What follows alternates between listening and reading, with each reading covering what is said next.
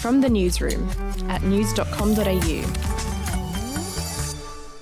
Hey, I'm Lexi Cartwright. And I'm Andrew Bucklow. And this is the latest from the newsroom. It's Thursday, the 1st of October.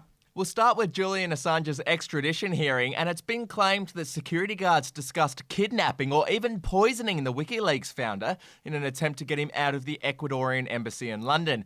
Now, the witnesses who worked for the firm that had the security contract at the embassy said that Assange's room was bugged at the urging of American authorities after Donald Trump became president. Assange's extradition hearing is due to end this week. Still overseas, and US President Donald Trump has made his first comments since his appearance at what has been dubbed the worst presidential debate in history.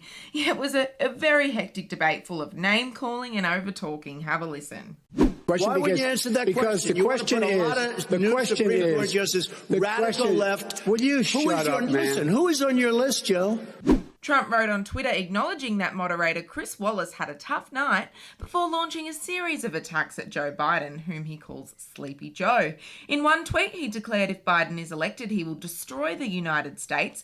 And in another, he said many more people would have died from the coronavirus if Biden were president. Ooh. Okay, back home now, and New South Wales residents from 41 postcodes are now allowed to travel north into Queensland. Those coming from Queensland will also have the same luxury heading south to places like Byron Bay, Ballina, Lismore and Richmond Valley.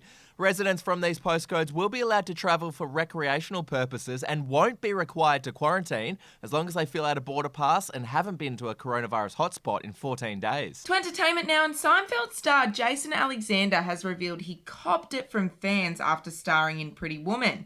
Now, you'll probably remember he played the sleazy lawyer Philip Stuckey in the 1990 film, but it wasn't exactly his favourite experience. Women hated me. I would walk down the street and women would say mean things to me, and I got punched many times. I got spit on by one woman. I mean, it was a rough year.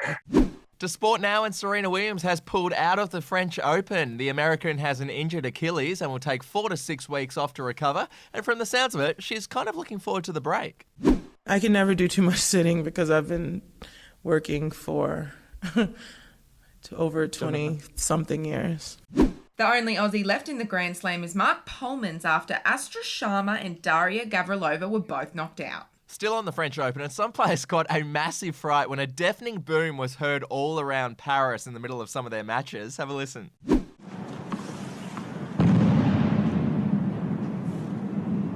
Yeah, some feared it was a potential terror attack, but it turns out it was a military jet flying overhead that broke the sound barrier. Oh, okay, that's random. Well, that's it from the newsroom. We'll be back with another update on the Arvo.